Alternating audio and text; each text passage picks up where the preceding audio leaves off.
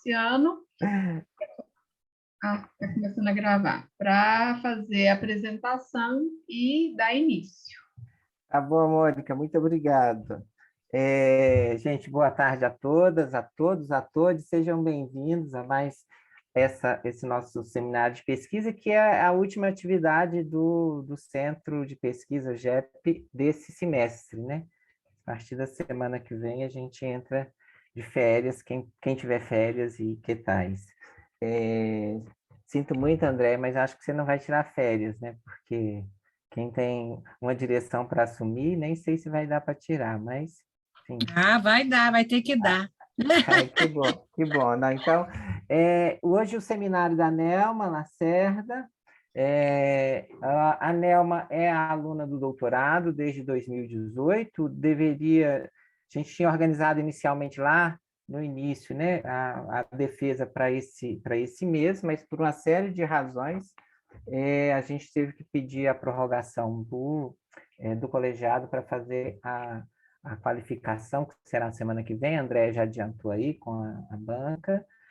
E a Nelma, então, vai nos apresentar hoje parte do trabalho que ela desenvolveu. Assim, a apresentação é sempre parte, né? E do que ela vem desenvolvendo, o que ela vai apresentar agora também na qualificação. Nelma, geralmente a gente tem aí em torno de 30 minutos de apresentação, um pouco mais, se necessário, mas não muito mais do que isso. E depois a gente passa a discussão, enfim, reflexões e questões para você, numa perspectiva sempre, e Meili chamou muita atenção isso a semana passada, né, para você, inclusive, que é uma perspectiva de te ajudar a clarear o projeto, os problemas e tudo, isso. E nessa perspectiva de ajudar. Então, seja bem-vinda, obrigado por aceitar o convite de apresentar aqui a sua tese, né, o andamento dela. Espero que seja uma ótima tarde para todos nós. Então, vou mais ou menos controlando o tempo aqui, são 14h13, eu te aviso quando der mais ou menos 25 minutos para você aquilatar aí o que você vai precisar de mais para terminar, tá bom? Ok, Luciano, muito obrigada, viu? Obrigada a todos por estarem aqui, a todo mundo, e peço desculpas por essa dificuldade inicial, mas esse momento, embora eu esteja bem nervosa, assim, eu tenho um receio muito grande, porque eu estou chegando agora ainda com mais perguntas do que qualquer outra coisa, né? Então, a ajuda de vocês nesse momento vai ser muito importante. A qualificação vem aí na próxima semana e eu só tenho a agradecer, só agradecer. Então, como vocês viram no texto, aí uma lembrança de Cora, porque eu descobri Cora há muito tempo, né? Mas eu descobri mais a Cora quando eu comecei a lidar com o programa de História Oral lá no Museu da Escola. E esse Alguém Deve Rever meio que foi para mim um mantra, assim, sabe? Para começar o trabalho de fontes orais para o Museu da Escola. Então, esse Alguém Deve Rever, Escrever e Assinar, eu acho muito interessante. Eu vejo que o grupo do GEP, e vocês, professores da graduação e pós-graduação, o grupo da História, a turma da História da Educação, vem fazendo isso desde sempre, né? Buscando o rever, o escrever, o assinar, não permitindo que o tempo passe tudo a raso, né? Então, podemos para o segundo, Beatriz? Então, a origem do estudo. O projeto de pesquisa que o Luciano coordenou entre 2012 e 2015 e o projeto Garimpando, que a Andrea coordenou no SEDOC, foram assim, os momentos realmente de descoberta daquele grande acervo do SEDOC, aliado ao estudo, à pesquisa que a gente veio fazendo ao mesmo tempo, né? Foi algo assim casado, muito bem casado, porque deu produtos muito interessantes, que foi o resultado do projeto de formação de professores, o livro que publicamos, a reorganização do SEDOC que André comandou, e que foi uma história, né? Aquela história do SEDOC, a gente ainda vai contar com detalhes, porque o SEDOC, aquele momento difícil, e depois a retomada, que também eu atuei, estive presente, e a documentação, lidar com ela, só reforçou que eu estava no caminho certo, eu e Luciano, na definição dos passos a seguir nesse estudo, né? Então, uma contribuição interessante, como eu falo para vocês lá no texto, é que eu já tinha uma vida pregressa que foi muito interessante trazer para o estudo, que foi a coleção de depoimentos orais do museu, tudo a ver, né, com a história de criação e institucionalização da FAI. Junto disso, o projeto de pesquisa formação de professores, ele usou também o recurso da história oral. Então, Luciano convidou um grupo de professores, como eu descrevi, e novas informações foram agregadas ao que eu já tinha, o levantamento que eu tinha do museu, e mais recentemente, que eu ainda não mergulhei, mas eu farei isso, é a exposição virtual do SEDOC, que a André organizou com a equipe, e que fiquei assim, muito encantada quando eu vi. Eu demorei a entrar para ver, porque muita coisa estava tendo que fazer, e estou muito encantada com a coleção de depoimentos enorme, né? Grandes figuras da pós-graduação da FAI, que eu vou poder trazer para o estudo também, né?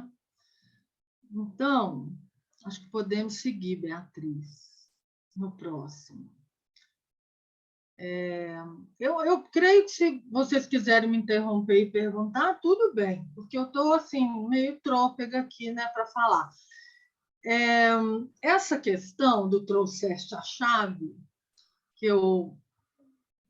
foi muito interessante pensar sobre a chave, as chaves, né, de abertura para o estudo, não só de abertura, de continuidade, porque eu tive na entrada da pandemia, até antes, um semestre antes da pandemia entrar, eu já vinha com dificuldades, muitas dificuldades, e já meio que jogando a toalha, achando que meu tempo tinha passado, que já não era demais para mim, que eu não ia dar conta, enfim. Veio pandemia e foi um nocaute assim, naquele momento, né? Então, essa questão, as chaves, eu vou tentar explicar, porque elas foram muitas. Lá no estudo com o Luciano, na pesquisa que o Luciano coordenou, com aquele grande grupo, né? Em 2012, o Luciano convidou aquele grupo de professores para falar, para rodas de conversa, na verdade, e eu ainda não estava no SEDOC. Então, eu tive acesso depois que a Leide, né, naquele momento, estava lá, ela gravou, depois transcrevemos e tal. A dissertação da Maria de Lourdes Amaral foi assim uma descoberta para nós, eu creio, né? Porque ela veio, ela conversou com o grupo e veio o trabalho dela. Eu sei que, a partir do trabalho da Haddad, nós disparamos ações para todos os lados, para vários lados.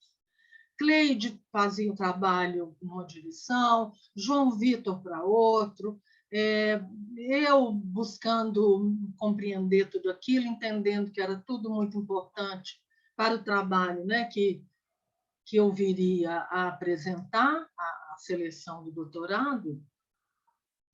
Então, a Maria de Lourdes, a gente esteve com ela em outros momentos, eu e Cleide, fomos à casa dela, fizemos novas entrevistas, e foi assim um caminho aberto para chegar, né, para eu chegar mais à frente ao entendimento de que o departamento de pedagogia e didática daquela faculdade deu origem à FAI.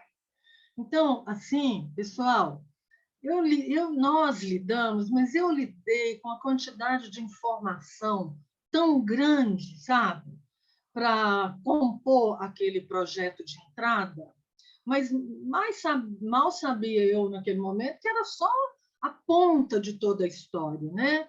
Porque é uma quantidade enorme de informação que eu lidei, questões que eu nunca imaginei, que eu não tinha essa informação nenhuma sobre com o que eu viria a lidar, né? Mas na busca de eu vou estudar, eu vou pesquisar a história de uma instituição, esse primeiro livro, que é um livreto, a gente olha para ele é um livreto, sabe? E ele contém ele me deu um caminho, sabe? Ele foi um guia para mim. Ele me deu uma rota. Embora no texto eu faça uma nota de rodapé dizendo que a expressão instituições escolares parece que ela foi clonada lá, ligada, plugada a instituições de educação básica. Mas me valeu demais, e isso é uma coisa que vocês podem me ajudar a entender, se uma universidade, né, como a UFMG, e toda aquela reforma por que passa, que eu trato dela, ela pode receber esse nome, instituição escolar, mas o livro da Esther Buff e o Paolo me valeram demais. A partir daí, nós todos daquele grupo fizemos um extenso levantamento bibliográfico. Eu tenho aqui na minha mente, assim, claro, dentro do SEDOC, uma estante enorme, era só com livros do Luciano.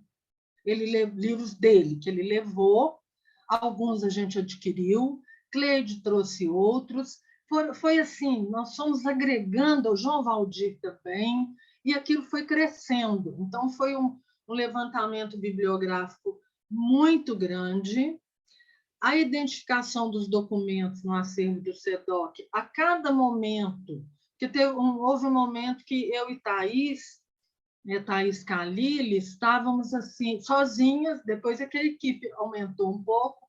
Então, assim, o nosso trabalho era o tempo todo, por exemplo, a Thaís, ela é muito atenta para o conteúdo do documento, então o tempo todo ela me chamava, Nelma, olha aqui, lê aqui, se te interessa. Então, nós fomos, depois chega João Vitor, né? E a gente vai agregando ao levantamento bibliográfico, ampliando a documentação, sabe? Foi assim uma descoberta que eu imaginei que ia longe, eu ainda ia muito àquele acervo, mas a entrada da pandemia e o lockdown fechou tudo, eu fiquei com o que eu tinha, né? Com o que eu tinha conseguido fotografar, muitas vezes copiar um texto quando era menor. Enfim, eu coloco aí, né, a retomada das ações do SEDOC, é uma história à parte que eu pretendo contar da minha visão e agregada à visão de todos vocês que estavam juntos. Depois, ao final, mais eu quero falar sobre isso. Quero falar sobre isso com o Luciano, com o André, com todos, mas especificamente a Andréia. No meio do caminho tinha uma pedra que dura 2 anos, né?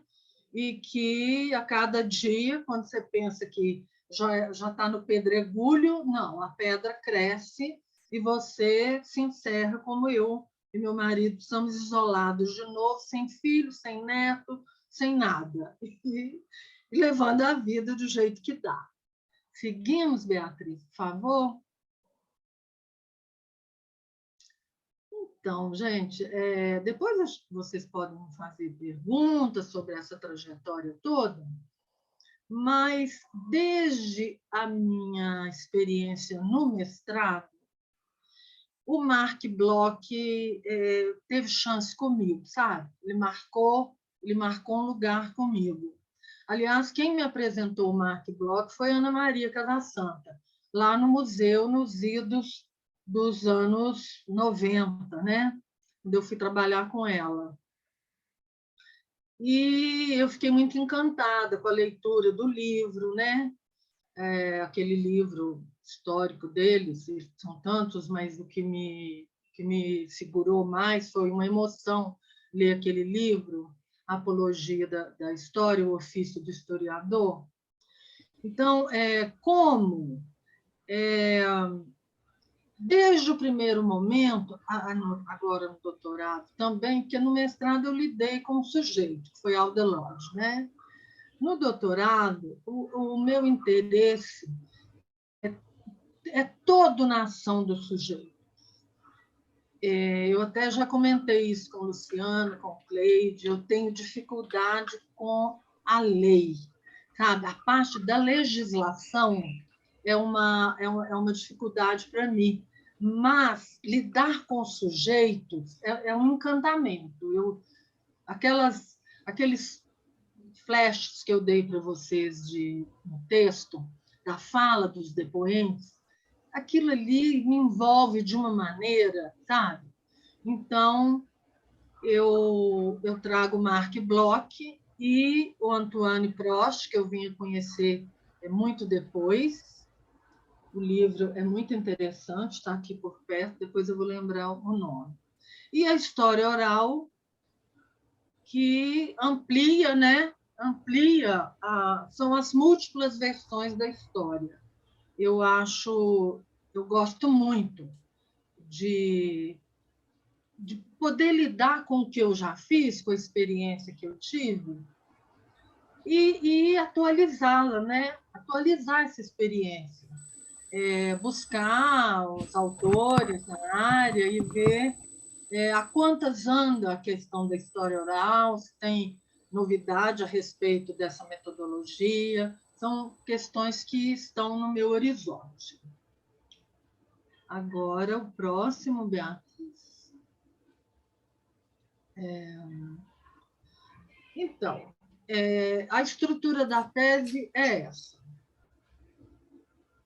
O capítulo 1, eu tenho ainda uma dificuldade com ele, assim, é uma dificuldade teórica, técnica, de linha do tempo também, porque, como eu coloquei no texto para vocês, ficou muito natural, eu naturalizei a fala, a ideia de que a criação da FAI veio na reforma universitária de 1968.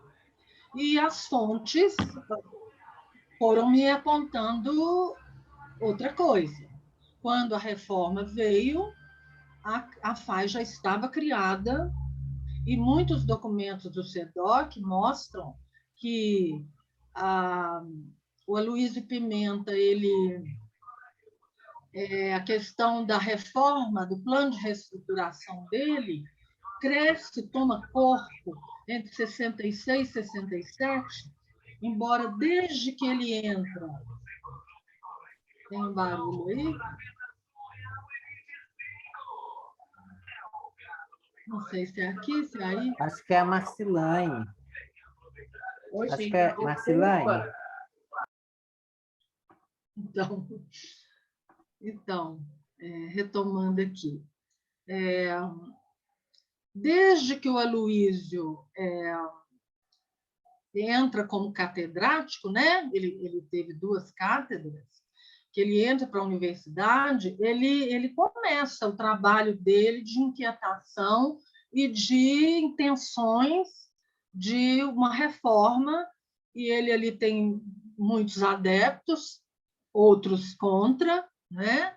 Mas, entre 66 e 67, segundo os documentos do SIDOC, ele vai implantando o plano dele já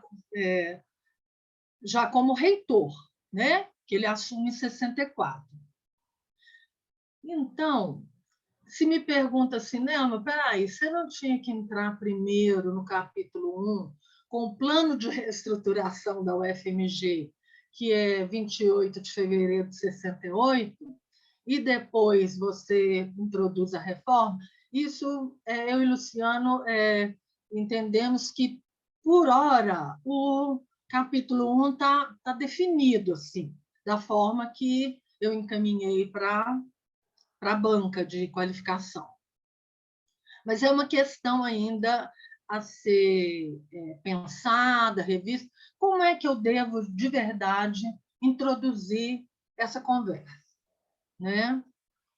Então, esse capítulo 1, ele remonta aos antecedentes históricos, né, que é toda a movimentação dos anos 60 em torno das reivindicações estudantis e da própria sociedade com reformas na universidade. Eu trato também do grupo de trabalho que, no meu entender, interpretou as reivindicações, não todas, eu creio ainda, mas interpretou bastante a discussão que vinha acontecendo, né? Que o grupo de trabalho assume em 2 de julho de 68 e apresenta ao governo, né, ao governo federal, o relatório, o anteprojeto e os decretos que compõem. Então, eu até falo lá que foi em tempo recorde, mas, na verdade, eu acho que foi uma interpretação muito subjetiva mesmo, porque nem tem não tão recorde assim. Né? 1 mês e 15 dias, eles entregam o trabalho. E preciso, embora a minha dificuldade com a lei, eu penso que eu preciso justapor, trazer a questão da legislação, até a mesma anterior, né, à lei da reforma, 5.540, eu vou precisar lidar com isso, analisar o que foi proposto no anteprojeto, o que realmente aconteceu, o que se interpõe aí, eu vou lidar com isso. O capítulo 2 vai justamente para vamos dizer que a FAI já está criada, e aí a gente vai analisar a institucionalização da FAI do ponto de vista desses 3 aspectos, com mais ênfase. O corpo docente, que vem do Departamento de Pedagogia e Didática da extinta Faculdade de Filosofia, e eles vêm juntos, né? Os professores têm opção, diante de algum instrumento interno, para ir até para outras escolas. Mas é uma questão que eu estou avaliando. Vou lidar com a criação dos departamentos, né? Que a princípio foram 5, e como a gente diz que os departamentos eles ainda conformam a FAI, Faculdade de Educação, hoje em três departamentos, né? E a pós-graduação. A pós-graduação, os depoimentos, o conjunto de 14 depoimentos que eu trago do projeto do Museu da Escola, do programa de História Oral, eles centram muito na pós-graduação.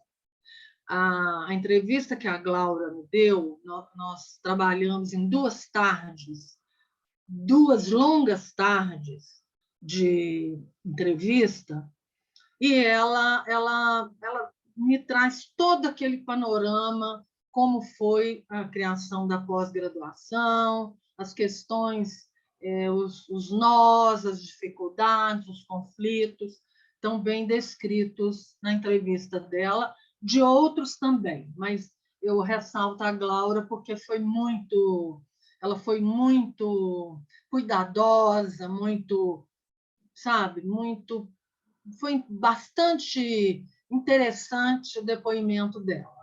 Às vezes um pouco apaixonado, em outros momentos buscando, ela mesma dizia, vou raciocinar bem sobre isso que eu estou dizendo, e às vezes voltava atrás em um ou outro aspecto. Então, aqui eu tenho muitos depoimentos, não só, né, desse período da história oral lá do museu, como também os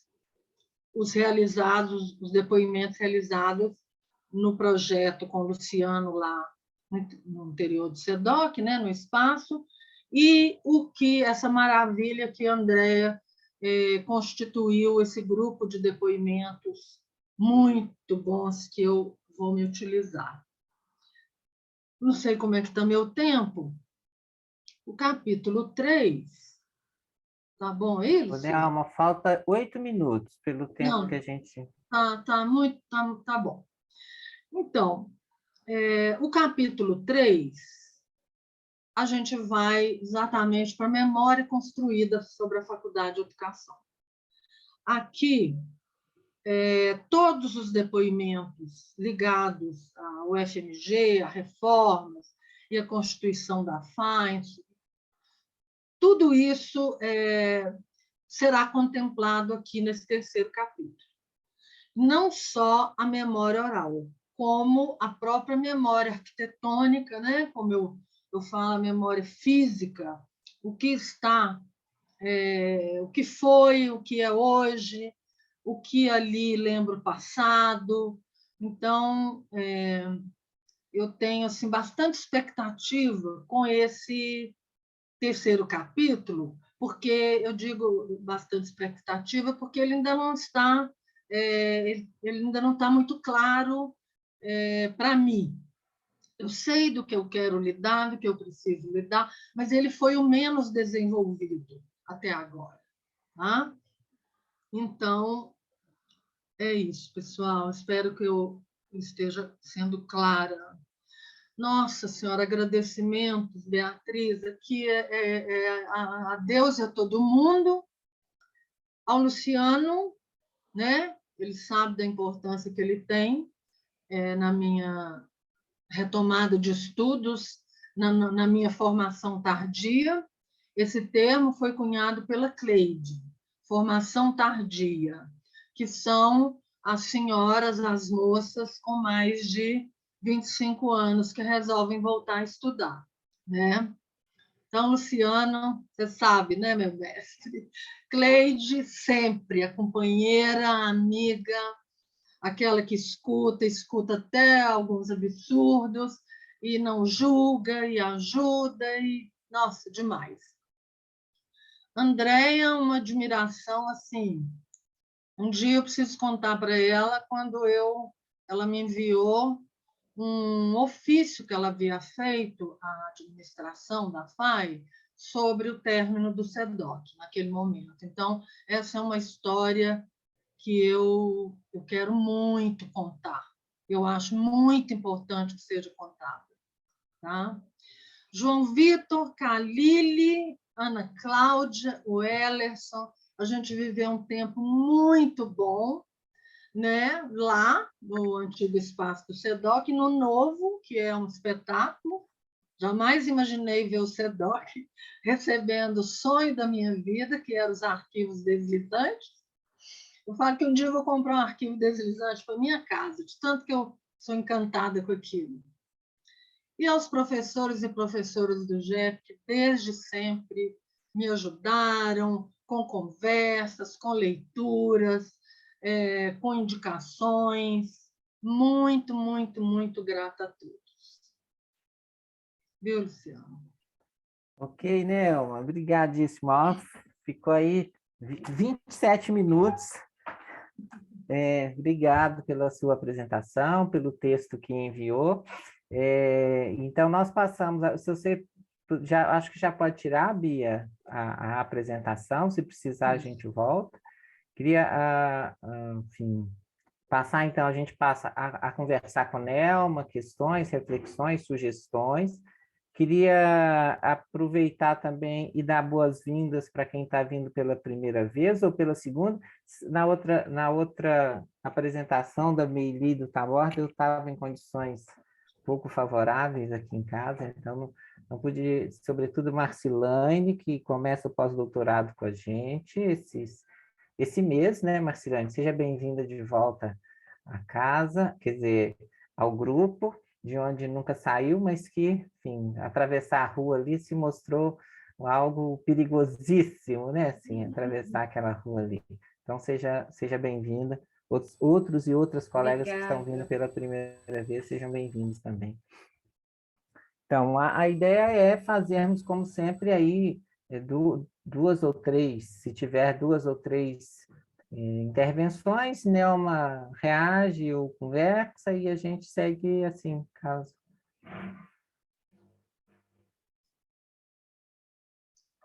Eu não, enfim.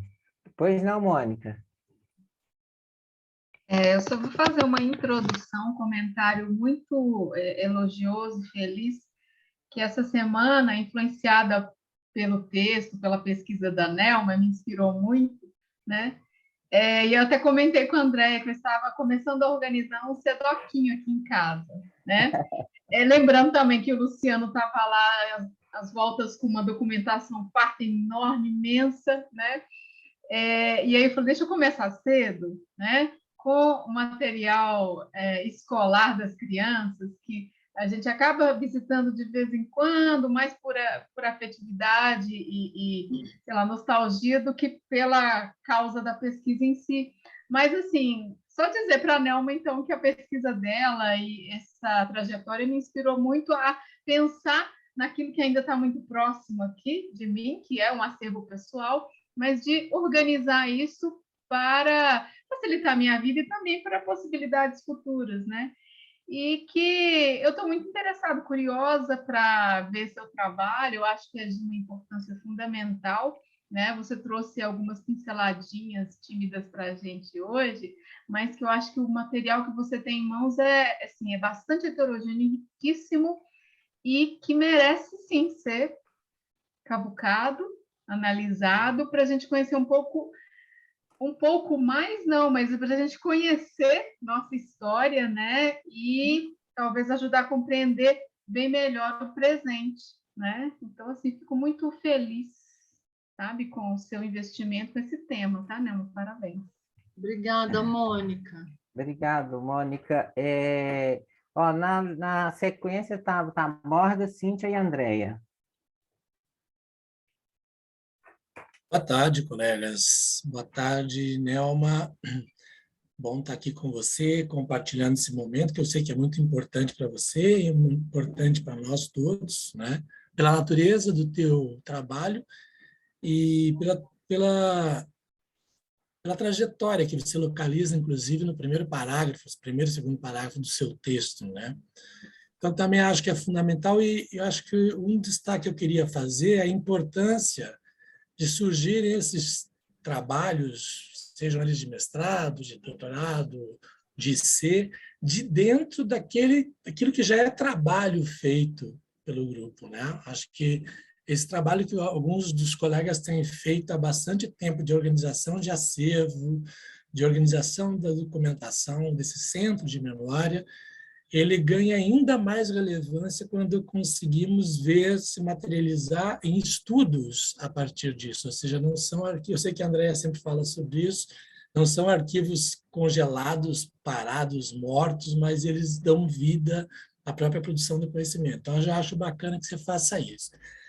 Eu também fiquei muito curioso para conhecer o teu trabalho, propriamente dito, você nos dá aqui um aperitivo apenas nesse texto, né? Mas eu fiquei com duas curiosidades e vou tomar a liberdade de fazer dois alertas para você, porque eu não sei por onde que ele foi no seu texto, que você disse que vai qualificar proximamente. O primeiro, embora eu ache isso tudo muito importante, eu gostaria de chamar a atenção para o risco sempre do memorialismo, né?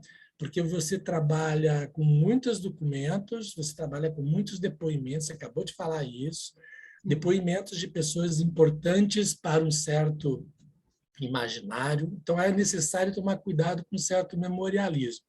E eu vou te dar apenas um pequeno exemplo no teu texto, quando você diz assim da importância de cruzar a tua história de vida com a tua inserção profissional e acadêmica para estudar uma das mais conceituadas faculdades de educação do Brasil. Bom, esse é um ponto de vista muito pessoal, né? Tem que tomar cuidado com esse tipo de coisa, senão o texto vai resvalar para um texto memorialista. Nossa, Você já definiu a priori, né, que é uma das mais conceituadas.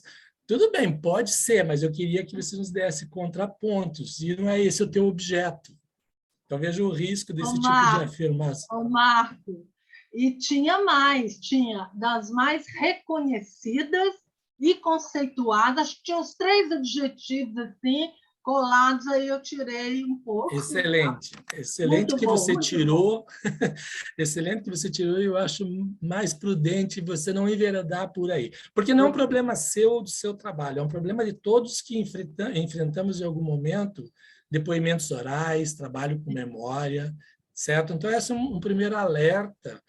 E aí, colado nisso, eu não sei se está no seu trabalho, mas aqui eu senti falta da historiografia sobre coisas que, pelo menos, dialogam, tangenciam o seu trabalho. Estou lembrando de estudos feitos na UFRJ, na Federal do Rio Grande do Sul, na USP, em Ponta Grossa, na Federal do Paraná, que tem algo, pelo que você nos anuncia, algo pelo menos parecido, entende? Para pensar. E aí o risco de, não conhecendo esses estudos, dizer assim, mas aqui é muito singular, aqui é muito bacana, aqui é muito diferente. Pode ser, e acho legal que seja, inclusive, se o resultado que você chegar e dizer, aqui realmente é muito bacana, muito diferente, é uma experiência muito singular, mas que seja por contraste. Sim. Porque senão será meramente memorialismo. Tá bem? Então, são 2 comentários, mas talvez até inoportunos, considerando que eu não conheço o conteúdo da tese, né? Então, fica aqui 2 comentários para você, mas te desejo sucesso na qualificação e nessa reta final na escrita do trabalho, que eu julgo super importante. Muito bom, Marcos. Eu fiz um levantamento. Nelma, vamos ouvir. A ideia é a gente ouvir 2, 3 ou 4, acho que podia, e depois você fica mais à vontade para comentar. Okay. Cíntia? Oi, Cíntia. Ei, Nelma. Ei, pessoal. Ei, Marcilane, seja bem-vinda. Está aí também o Erlon, o doutora Ana, Fernanda. Então, Nelma, sem dúvida nenhuma que sua pesquisa ela é de muito interesse, né, seja no âmbito do campo mesmo da história da educação, como na história das instituições de ensino superior, da formação dos campos universitários nesse contexto. Realmente é instigante a temática que você se coloca para pesquisar. Eu assim, senti, para além do que o Marcos sinalizou, que eu acho que é fundamental você ter isso no desenrolar da pesquisa, que é a questão laudatória, o risco de se apaixonar. Quer dizer, você já está apaixonado, encantado, o tempo todo isso aparece na sua fala. É perfeito se apaixonar e encantar, mas como toda paixão, a gente tem que também manter um pouco uma distância para conseguir problematizar aquilo que a gente quer investigar. Bom, para além também do que o Marcos chamou a atenção, a gente não vê muito no texto, a questão do diálogo com a historiografia, que trata da questão, né? Talvez você pudesse organizar isso, eu não sei como você organizou no capítulo 1, mas talvez na própria introdução, você vai fazer um bom levantamento bibliográfico de como que a história das faculdades de educação, elas vêm sendo trabalhadas nos últimos tempos, né? Tem aquele clássico lá do Marcionírio Celeste sobre a Faculdade de Educação da... Enfim, as coisas que você conhece. Mas tem uma questão que sempre esteve presente desde o momento em que eu resolvi me dedicar à educação, fiz o meu mestrado em educação, depois fui trabalhar na faculdade de educação, isso acabou se confirmando.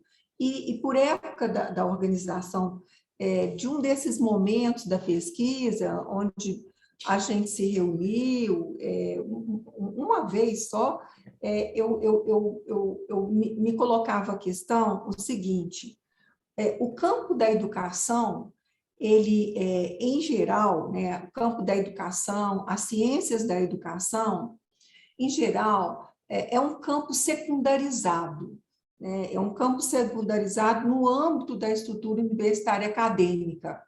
Hoje, um pouquinho menos, um pouquinho só, né? Mas há uma larguíssima trajetória histórica em que pedagogia, educação, licenciatura sempre foram formações menores, né? E essa hierarquia, né, das ciências duras, ciências exatas, as ciências duras, depois alguma romantização de alguns campos das ciências humanas, né? Mas ainda assim a educação ela fica ao final assim secundarizada. Você acha que você conseguiria assim perceber isso assim na fala das pessoas, nos documentos que você vai? Será que seria possível? Não estou falando que você tem que fazer isso, não. Eu fiquei com muita vontade de que você trouxesse um pouco disso, só um pouquinho, porque eu acho que nós não falamos sobre isso, a gente não debate sobre isso, a gente vive isso em todos os setores acadêmicos, das reuniões, né, que reúne todo mundo. Eu já participei, quando eu era da SPPD, eu lembro direitinho, mas sim, direitinho, era o meu primeiro dia, as pessoas não me conheciam, e aí um professor da física, ele ficou lendo lá os departamentos, ele falou assim: ciências aplicadas à educação, o que é isso? Decai? Aquilo lá está caindo? Isso é uma ironia, sabe, Nelma? Assim, eu me senti tão mal com aquilo ali, poxa, né? Eu estava, Nelma, numa das melhores universidades do país, né, como você está falando aí, e de repente vem um professor da física conhecido na universidade, muito, muito elogiado, e fica assim, fazendo chacota no meu lugar. Aí, ele, como ele estava do meu lado, eu virei e me apresentei para ele e disse: olha, eu sou a professora Cíntia do DECAI. Assim, ele ficou bem sem graça. É isso, você entendeu? Assim, será que a gente conseguiria, com os depoimentos, com as fontes, pensar um pouco o lugar da produção secundarizada da educação, do campo da educação no processo de estruturação acadêmica da universidade? Assim, boa sorte para vocês, vai dar tudo certo, fica tranquila. Andréia, a gente pode, a Nelma comentar, foram 3, e aí em seguida a gente abre para você, pode ser? Nelma, por favor, quer comentar alguma coisa? Comentar, e assim, vou confessar da minha emoção nesse momento, de ouvir algo tão, sabe, tão importante como isso, que a questão que o Marcos traz. Deixa eu falar para o Marcos primeiro. Com a ajuda do Luciano, Marcos, eu fiz um levantamento da história das outras instituições, das faculdades de filosofia que se encerraram e deram origem a outras instituições e tal. Então, eu tenho um material aqui que vai me valer muito nesse sentido, sabe? Que eu penso que eu já levei um pouco o texto da qualificação, mas essa questão que você me chama atenção é por demais importante, porque eu não posso, num doutorado, assim, ser ingênua. Eu não posso.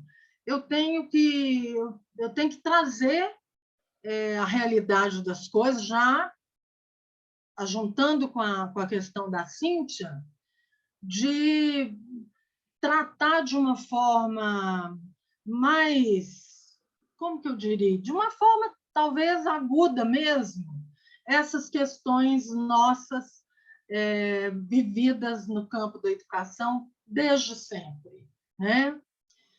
E para o Marco, se ele tiver alguma bibliografia ou algo no sentido, eu gostaria muito que ele me passasse. Eu tenho aqui um levantamento, sabe?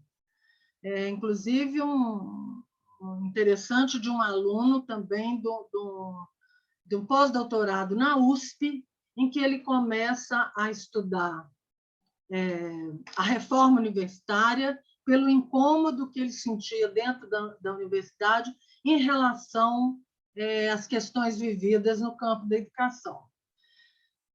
Agora, Cíntia, nossa, é demais, né? Isso que a gente sempre viveu e que você viveu dessa forma aí tão desagradável.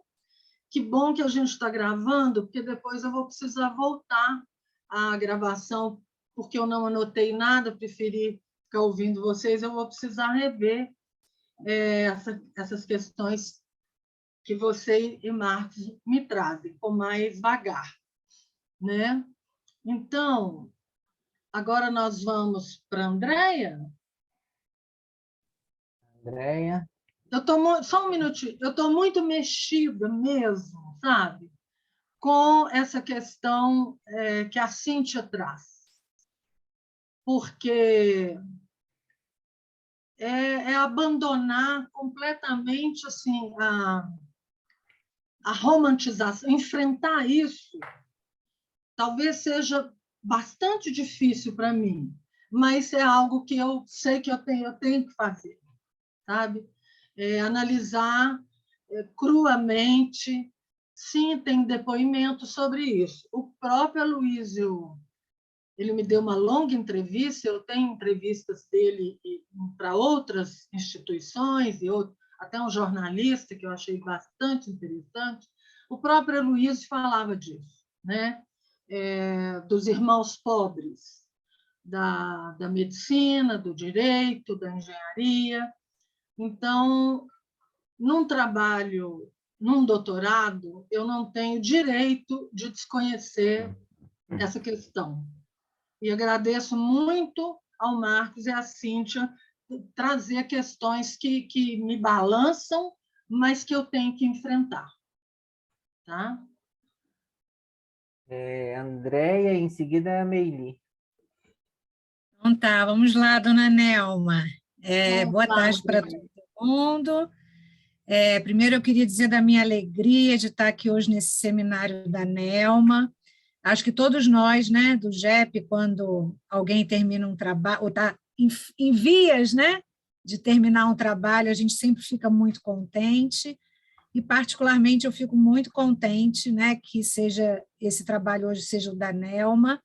Eu venho acompanhando a trajetória da Nelma há muito tempo, e mais agora perto, né, no doutorado, convivi com altos e baixos, sei que foi uma trajetória até aqui difícil no doutorado, a ponto de, quando eu era lá na coordenação, um dia, 5 alunos não fizeram matrícula. Quando eu fui ver a lista, uma era Nelma, peguei o telefone, como assim não vai fazer matrícula, vai desistir?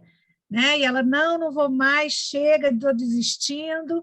E, então, Nelma, te ver aqui hoje, participar da sua banca de qualificação, é um momento muito feliz, eu queria registrar isso. Queria também dizer, Nelma, que talvez você seja um dos primeiros trabalhos que vai trabalhar aí com as fontes do CEDOC, né? A gente tem dito isso, o Taborda já chamou a atenção, o Luciano sempre fala isso, o que sustenta um centro de memória, um centro de documentação, é que as pessoas façam pesquisa com as suas fontes, né? Então, a gente vem tendo alguns trabalhos, e trabalhos, inclusive, inusitados. Esses dias, alguém defendeu uma dissertação sobre estágio em matemática, né? A gente não tem nenhum fundo específico, mas conseguiram achar documentos muito legais, e agora você, mais explicitamente, com toda essa documentação institucional. Então, para o SEDOC, é muito importante a sua pesquisa, tá? E, obviamente, que vou falar também de um lugar misturado, de alguém que já leu o seu texto de qualificação, e acaba que isso está misturado na minha cabeça, não está só com o seu texto, né, que você mandou para o GEP e o que você apresentou aqui hoje. Eu primeiro, claro, divido com o Taborda e Cíntia as questões que eles colocaram, mais especificamente que o Taborda colocou, né, o risco aí de um memorialismo, e eu não falo nem só de um memorialismo, eu acho que tem um risco de uma história muito descritiva, né? Eu vou até te dar alguns spoilers de umas coisas que eu vou falar ainda, e depois a gente conversa melhor sobre isso. Acho que você tem duas coisas muito legais já no seu texto, que é um desenho, você tem um desenho pronto, né? Do seu caminho, da sua tese, e você tem muitas fontes, e fontes que eu considero suficientes para você falar o que você se propõe. Então, assim, o que eu acho, qual é o pulo do gato, assim, um pouco que está faltando para não cair nesse perigo aí que o Taborda levanta, né? Eu acho que é fazer boas questões para cada capítulo, né? Você tem 3 capítulos, daqui a pouco eu vou falar rapidamente deles, mas acho que fazer boas questões. O que você quer responder exatamente? Então, dando um exemplo, o primeiro capítulo lá, que é da reforma, né? Que é da reforma de 68. Bom, você não quer descrever essa reforma, até porque existem muitos trabalhos que já fizeram isso. O que você quer responder exatamente? O que é importante da reforma para o seu trabalho, para falar da criação da FAI, enfim? Então, eu acho que falta um pouco, em cada capítulo, perguntas, né, problematizadoras do que você quer trazer. E outra, obviamente, conversar com a historiografia. Existem muitos trabalhos sobre as histórias institucionais das faculdades de educação, e eu acho que isso pode te dar muito diálogo para pensar a história da FAI. Então, assim, pensando nos seus capítulos, né, Reforma de 68, eu acho que, claro, que tem que abordar a Faculdade de Filosofia mais densamente, porque, afinal de contas, é dali, né, e do Departamento de Pedagogia. Eu queria ouvir mais sobre o Departamento de Pedagogia e sobre a criação da FAI. A criação da FAI, eu acho que você tem 2 momentos, né? Claro, a criação da FAI a partir da reforma, né? Então, assim, o que foi a criação da FAI? E aí eu vou falar assim, a FAI Carangola, e depois você tem a FAI Campus Pampulha, né? Uhum. Eu acho que uma percepção que eu tenho é de que vir para o Campus Pampulha, 72, se eu não me engano, né? Acho que vir para o Campus Pampulha tem consequências que têm a ver com arquitetônico, inclusive, né? Que eu vejo um pouco lá você anunciando no 3º capítulo, que de fato é o que está menos desenhado, né? Então, assim, fiquei pensando naquela coisa dos lugares de memória, né? O que esse lugar que a gente construiu, que ampliou, traz, né? Como lugar de memória de toda essa história que você vai contar no 1º e no 2º capítulos, né? Então, acho que é um pouco isso que eu queria te dizer, não é nenhuma questão, são observações misturadas com o seu texto de qualificação que eu já li, né? Mas, sobretudo, para te dizer que eu estou muito feliz, tá? De você estar aqui. Sempre lembro da Aninha Galvão dizendo tese boa é tese pronta. Eu não tenho dúvida de que a sua tese daqui a pouco estará pronta, né? E a gente vai ter aí mais uma doutoranda, né, concluinte. Obrigado, Nelma. Obrigado, Lu. Obrigada, Andréia. Obrigado. Meili, é tu? Muito bem. Nelma, como eu te falei no início, eu tive um problemão aqui. Eu abri a sala e precisei sair. Quando eu voltei, já estava nos finalmente da sua apresentação. Então, assim... Não, chegou em boa hora que você leu, tá ótimo. Eu li o seu texto, então, assim, você me desculpe se eu comentar alguma coisa que você falou aqui, mas que não esteja no texto.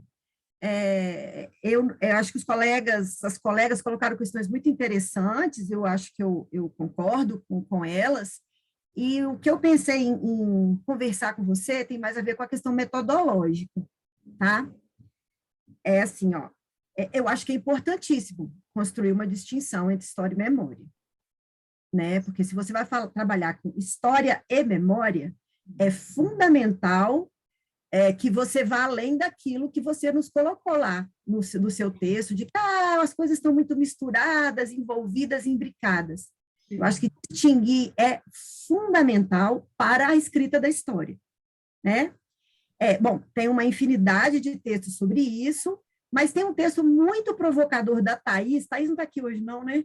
Não. Tem um texto muito provocador da Thaís, quando a gente publicou aquele livro do CEMEF, Organizando Arquivos, Produzindo Nexos. Sim. Né? Não sei se você tem ele, mas ele está disponível na página do CEMEF também. A Thaís escreveu um texto, que é um texto introdutório, inclusive, do livro, chamado História, Memória e Documento. E que ela coloca umas provocações muito interessantes ali, né? Naquele momento, para o CEMEF, porque o CEMEF estava muito deslumbrado com os documentos e com a memória, então é um texto muito provocador, eu te sugiro, né? E aí, é claro, para a escrita desse texto, ela vai dialogar aí com as principais referências dessa problemática, né? O outro texto que eu queria te sugerir é uma dissertação, 2 dissertações de mestrado. Uma dissertação de mestrado é da Yara Souto Ribeiro Silva, lá da História, ela foi orientada pelo Rodrigo Pato, e ela escreve sobre memórias da UFMG no período da ditadura. Memórias da UFMG, modernização e repressão durante a ditadura militar. E a Yara vai enfrentar essa discussão sobre a memória, né? Para poder escrever história. Sim. Então, assim, é uma outra sugestão que eu dou. A Jaque, que eu orientei, que estudou a reforma do curso de Educação Física também na década de 70, a Jaque teve a oportunidade de pesquisar muitos documentos do Conselho Universitário, né? Então, a Jaque traz informações muito interessantes também sobre a dinâmica da universidade, mas muito dirigida para a problemática dela, né? Mas ela fala muito da Faculdade de Educação, porque a vinda do curso de Educação Física para o UFMG pressupunha uma carga horária considerável da Faculdade de Educação e do ICB. Então, acho que pode te dar algumas pistas, tá? Então, assim, a nível mas é de sugestão de leitura para esse exercício aí de diferenciação, né? Agora, tem uma questão que eu queria chamar a sua atenção, eu não sei, assim, porque eu não te ouvi, eu estou lamentando, né? Eu falei, talvez na hora que a Nelma fosse apresentar, ela ia deixar isso mais claro. Você não trabalha com história oral, você trabalha com fontes orais. E eu acho que essa distinção é fundamental, tá? Você não está fazendo um trabalho de história oral, porque um trabalho de história oral pressupunha, no tempo da realização da pesquisa, essa sua interação com os sujeitos, né? Isso seria um trabalho de história oral. O que você está trabalhando, e me pareceu preciosíssimo, é que você tem uma quantidade de documentos orais que, em função de outros estudos, eles foram guardados. Então, é como se você estivesse lendo o texto escrito, porque aquele texto ele tem um tempo e uma circunstância, entendeu? Então, eu acho que fazer essa diferenciação é fundamental, é apenas fazer a diferenciação. Eu acho que você tem fontes ricas, me pareceram que são documentos potentes, mas não é história oral. Inclusive, nesse exercício aí, você tem que se perceber como alguém que em algum momento produziu uma fonte oral. Já não é a Nelma daquele momento, entendeu? Sim, sim. Você está mobilizando um documento escrito, estabelecido. Tá? Datado, né? Datado. Estabelecido. Então, assim, queria muito te dar essas sugestões, assim, esses palpites, que eu acho que não mudam. Eu concordo com o André que você tem um trabalho anunciado, né, como uma possibilidade para essa escrita, mas eu acho que esse tipo de refinamento é fundamental. Sim, sim, Meili. Obrigado, Meili. Vamos ouvir Nelma e depois passa para o Aurélio, porque, enfim, foram várias observações, não sei se ela quer dizer. Em seguida, a gente te chama, Aurélio. Eu tô preocupada em ouvir, não estou anotando nada, mas gente, são questões. Eu imaginei que viria muita coisa para mim, mas realmente está vindo muita coisa boa e questões bem para eu aprofundar muito essa conversa, sabe? Não é bolinho, não, o que eu estou ouvindo de vocês. Eu vou ter que... Essa questão, Meili, enquanto você falava, eu estava aqui buscando essas referências, o que é trabalhar com história oral, o que é constituir fonte oral, que foi o que eu fiz no museu, né? Constituir um banco de depoimentos orais, em que papel? Na figura do entrevistador e da organização do acervo, né? Então, essa questão aí vai me colocar para estudar essa diferenciação. Não confesso que tenho clareza de que constituí um acervo e disponibilizei, mas foi só isso que eu fiz. Eu tenho que trabalhar essa questão aí que você me traz, viu? Andréia, fico assim, me sentindo, sabe, em papéis diferentes, ao dar visibilidade ao acervo do SEDOC, né? Você disse muito bem, o acervo, uma coleção só existe se puder ser vista. Isso eu li no Museu de Arte Moderna uma vez. Uma coleção só existe se puder ser vista. E, no nosso caso, ser estudada, ser manuseada, servir de fonte, né? Submergir da letra fria do documento, virar outra coisa. Então, é de muita responsabilidade a visibilidade que eu devo dar à riqueza do acervo do SEDOC, né? Então, eu penso que vocês, o meu estudo, ele foi até aqui. Ele vai ter outras direções, incluindo todas essas questões que vocês me trazem, que vão dar gramatura, né? Vão dar densidade para um estudo em nível de doutorado, né? Quando a Andréia me ligou, quando deu falta da minha matrícula, foi assim, um cataclisma, porque quando eu ouvi a voz da Andréia, eu já abri o choro, que ele estava aqui, ó, né?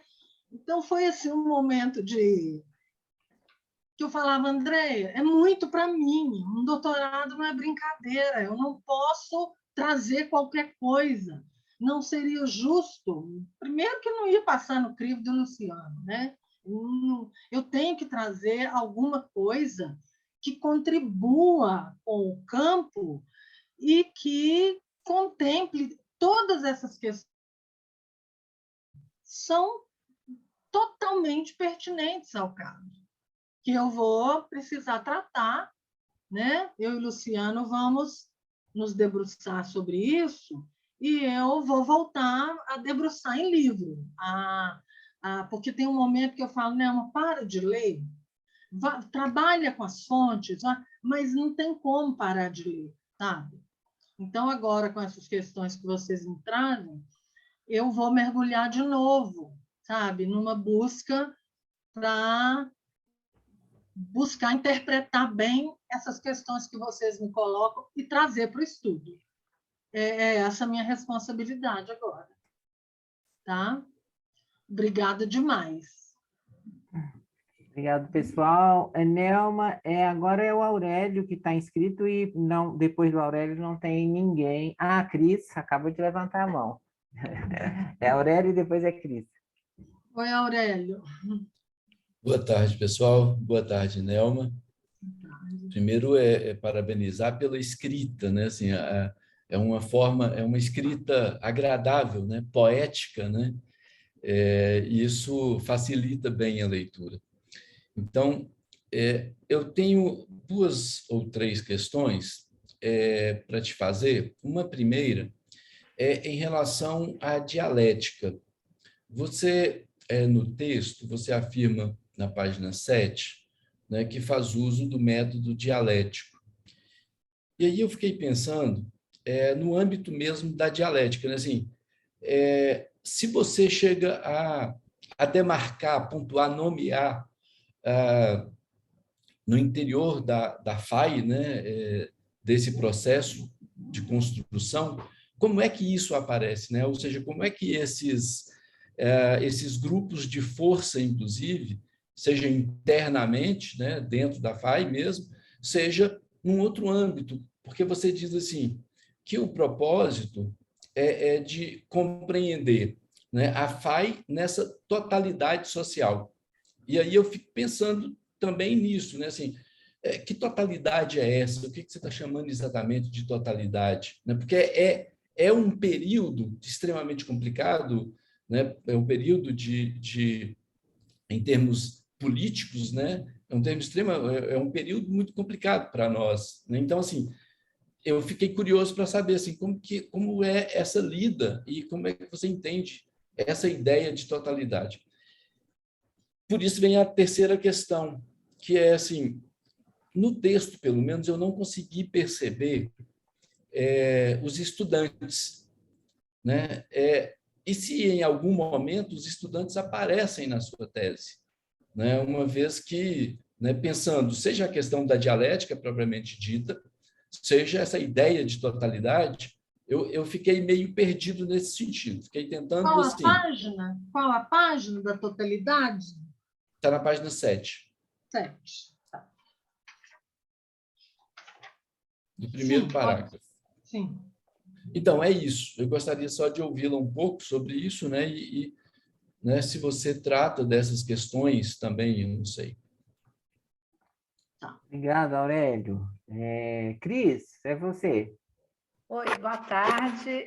Nelma, queria te parabenizar pela pesquisa, a importância que é, né, a gente trabalhar com a própria história da faculdade, isso é importantíssimo, né, trabalhar com as fontes do PEDOC, então eu queria te parabenizar por isso, tá? Assim, eu acho que eu só queria fazer uma contribuição quando você até falou ali do livro do Paulo Nozella e da Esther Bufa, né, das instituições. Também gosto muito daquele livro que dá um norte para a gente pensar uma instituição, especialmente porque coloca alguns rumos ali, né, do que vai caracterizar o início de uma instituição, mas eles são muito específicos nas suas pesquisas para trabalhar com a escola normal, né, que é a pesquisa deles mesmo. Então, assim, é uma sugestão mesmo que eu queria te dar para você começar a pensar nos escritos anteriores até, que são os do Justino Magalhães. Eu trabalho né, faço no meu grupo de pesquisa lá, a minha linha é de instituições educativas, né, e que é o termo que eu uso. Para mim, trabalhar com conventos e recolhimentos é pensar que eles são instituições educativas, e talvez você, sabe, ampliar mais esse olhar por conta que é muito específico de uma escola, né, que eles estão falando ali. E aí, quando você pensa no educativo, você amplia esse olhar, mesmo pensando que a universidade ou uma faculdade específica seria uma instituição escolar, entre aspas, tá? Mas acho que você pode ampliar um pouco essa sua discussão com relação às instituições, tá? Pensando um pouco esse lado, depois, se você quiser, eu posso até te mandar algumas coisas do Justino sobre instituições educativas, que é o que eu trabalho muito, tentando fazer até uma conceituação disso, tá? Enfim. E acho que isso que o Pablo até escreveu aqui no chat, eu não sei se você está vendo, né? Quando você for trabalhar com a memória, né? Porque é a grande questão que a Meli apontou ali. Realmente não é história oral, você não está fazendo entrevista nesse momento, você não está fazendo, né? Você não está fazendo todo aquele trabalho que você já fez no seu passado e que é lindo, né? Que todo aquele trabalho que você fez lá no museu, isso é fantástico, mas você não está fazendo isso nesse momento, você está trabalhando com os relatos existentes já, né, nesse acervo que você possui. Então, você tem que pensar muito, né, o que o Pablo falou ali, olha, você tem que trazer isso, sabe, mostrar, olha, o momento em que foi feito, e não o hoje, né, não é o hoje. Então, você está trabalhando com uma memória, que é a memória, vamos supor, lá da década de 90, né, ou lá dos anos 2000, aí tem que, né, é a memória desse momento, daquele indivíduo sobre o seu passado, que é aí que é o grande problema, você tem que dar conta disso, né, do que né, dessa fonte que foi produzida naquele momento, que tem um outro contexto, que não é o contexto do hoje, entendeu? Então, era isso, era só algumas contribuições, e depois eu te mando algumas coisas do Justino, que acho que vão te ajudar sobre as instituições, tá bom? Obrigada, Ana e Aurélio. Ana Cristina, quero muito esse material do Justino e essas suas referências sobre o seu trabalho com as instituições educativas. Eu realmente fiquei pouco à vontade com o termo instituições escolares, sabe? Porque acho que ele é muito carregado ali, a semântica da coisa ali é forte. Mas, isso, olha só, quando você me traz, dá licença, Aurélia, eu vou falar com ela, já falo com você. Gente, está caindo o dilúvio aqui, viu? O dilúvio. Ô, Ana, trabalhar com história oral, olha só, como que as palavras não são inocentes, né? A gente tem que ter cuidado com a forma como diz. Porque eu tenho muita clareza de que eu constituí essas fontes, até comentei que eu deixo claro que é um passado e que o passado ele é sempre reinterpretado à luz do presente. Se eu fosse falar hoje com qualquer um deles, provavelmente poderia ser contada outra história, porque o tempo, né? É o tempo o tempo todo, né?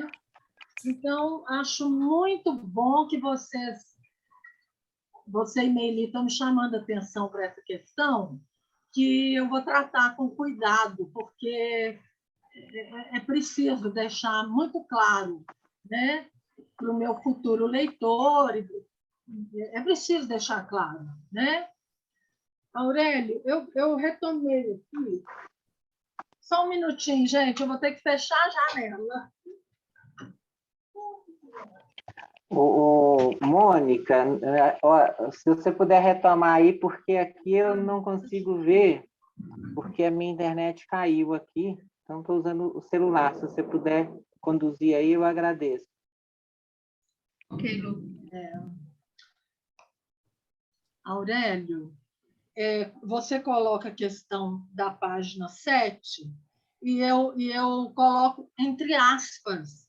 Eu digo que os pesquisadores apontam que os fundamentos norteadores de investigação na temática da história das instituições devem permitir ao leitor o particular da instituição estudada com a totalidade social na qual se insere, fazendo emergir a história dessa relação. Os autores eles disseram, e eu está chovendo pedra, gente, granito, está chovendo granito, nem é granizo, de tão forte que está. Então, você me chama atenção para isso, porque eu só tangencio, né? Eu trouxe a fala dos autores. Mas, quando eu li isso da primeira vez, me fez muito sentido para mim trazer a faculdade de educação inserida numa universidade da complexidade da UFMG, com a totalidade social daquele momento, que eu não domino ainda. Posso me debruçar mais sobre essa questão, porque me fez me situou de uma forma interessante, embora eu não tenha evoluído nessa discussão, né? Se você me perguntar, né, mas você pretende fazer isso como? Não sei te dizer agora, mas é algo que eu posso pensar e que é muito interessante ser pensado, né? A dialética entre essa instituição que emerge com a totalidade social. Olha, é muito grandioso isso, sabe? É muito para o meu caminhãozinho no momento, mas é algo que eu devo desenvolver, porque faz todo sentido nesse trabalho, né? Faz todo sentido. Olha, eu me preocupo se eu conseguir dar retorno para vocês na medida da grandeza do retorno que vocês me deram, sabe? Eu penso que não, eu penso que eu vou ficar devendo muito a todos, a cada um de vocês, a cada uma que falou comigo, que leu com interesse e atenção essa pincelada que eu dei, né, sobre o meu trabalho. E a qualificação vem aí e será outra instância de muita importância para mim, né? De ênfase para o trabalho ou de redirecionamento para outros aspectos. Eu sei o seguinte, foi muito interessante, muito rico, e, assim, vocês estão me responsabilizando muito, sabe? Como eu digo para o Bolsonaro, eu te responsabilizo, Bolsonaro, por 600 e tantas mortes, vocês estão me dizendo, Nelma, nós te responsabilizamos por contar essa história bem contada. Eu estou assumindo para mim essa responsabilidade. Muito, muito, muito obrigada. Viu, pessoal? Se eu fiquei devendo, não esclareci muito, podem me interpelar. Eu estou aqui para isso. Não, mas você não entendeu, né? Vê aí. Podem falar. Cadê vocês? Luciano, está parecendo que a Mônica aqui, também caiu. Ah, porque está caindo. Então, tá chovendo muito aqui no bairro. Eu moro mais ou menos no mesmo bairro que a Mônica e Meili. Não sei se a Meili ainda sustenta aí, mas estou aqui. Então, então, eu não sei se tem... Oi?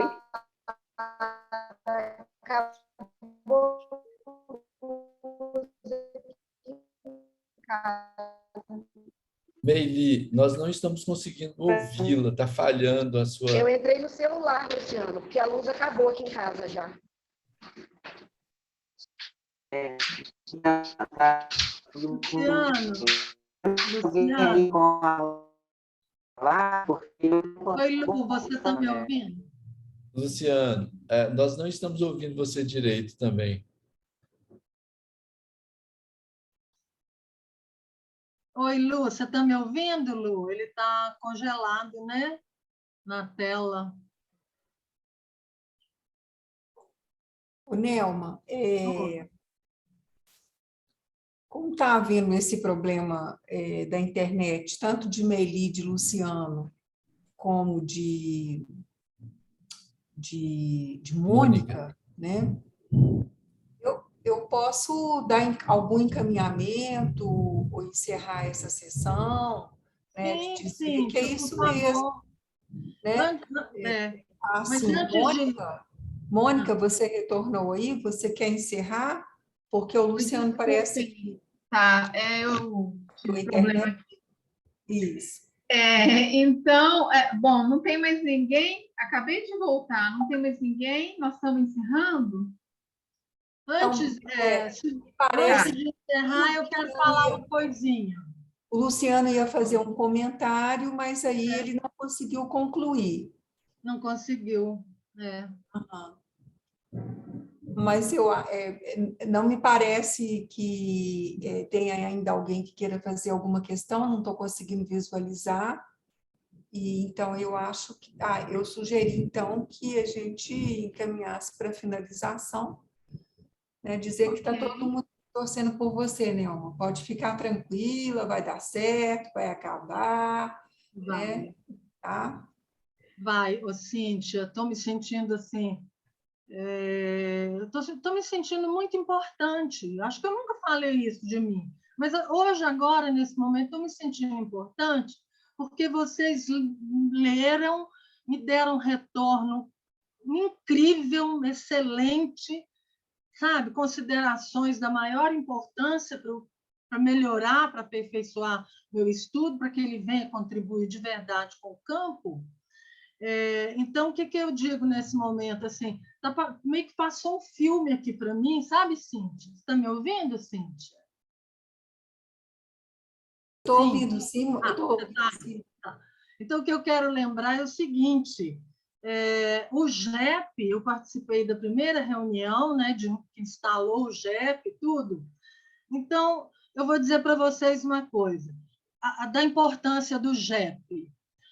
Por 2 vezes na minha vida, eu quero falar isso para vocês, que eu nunca disse. Por 2 ocasiões, eu vi a importância que o GEP tem lá fora. Para nós aqui, a gente sabe.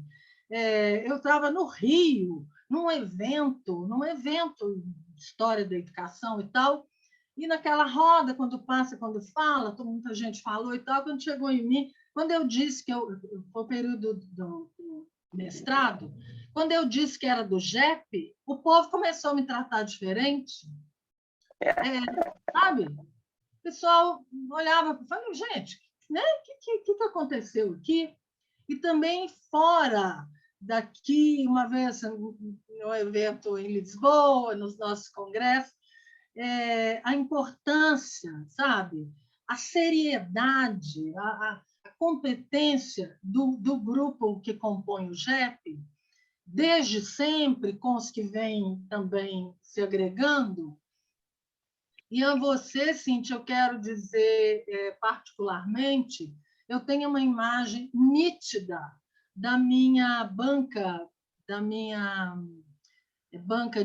seleção ao mestrado, em que eu já tinha perdido uma seleção, nessa altura da minha vida, eu consegui perder a primeira seleção do mestrado. E na segunda, eu entrei tremendo, e você me sustentou com o olhar, Cíntia. Eu, né, naquela situação, já tendo perdido o anterior, porque disseram que eu divaguei, e eu divaguei mesmo. Eu consegui falar de Tom Jobim na hora de responder sobre o meu tema de mestrado. Então, assim, divagação total. E eu olhava, quando eu olhei para você, você me sustentou com o olhar. O tempo todo em que eu defendi o meu projeto, eu senti no seu olhar algo assim, vai, fala. Então, é importante, fale que estamos aqui e vamos te dar retorno a esse momento que é importante para você, mas também é para nós. Então, eu não esqueço isso. O Luciano, mestre desde sempre, né? Desde a primeira visita que ele fez ao Museu da Escola, que eu acompanhei, eu que apresentava, falei com ele, você é professor presente? Me deu. E foi brilhante a aula que ele deu, sabe? Eu pluguei Luciano, nunca mais larguei. E Meili, Ana Galvão, na minha banca de seleção ao doutorado, que conversa boa, eu já não tremia tanto, sabe? Então, o GEP é um bom lugar para a gente estar, sabe? Esse grupo nosso eu, às vezes, quando falo para as pessoas, eu falo, é um lugar em que eu não vejo competição, eu vejo ajuda mútua, eu vejo o brilho das pessoas, cada um com o seu, e é uma riqueza estar nesse lugar. Obrigada, obrigada, obrigada. Tá bom, pessoal? Obrigada por me ouvir, pela Nelma, eu vou aqui passar os recados do pessoal que mora na região da Pampulha e num raio um pouco maior, que o Granito, que estava aí, chegou aqui. Então, um monte de gente caindo aqui da internet, mas eu vou, em nome, então, de todo mundo, né, agradecer a sua participação, que é muito importante para a gente pensar nossas pesquisas também, tá? E com a sua participação, a gente conclui o semestre de 2021-2, né? É a última atividade do GEP deste segundo semestre de 2021. E nós vamos entrar em recesso escolar, né? Durante o mês de maio quase todo. Então, a nossa programação para o próximo ano está sendo formulado, quase fechado, né? E aí a gente vai manter os contatos via e-mail, tá?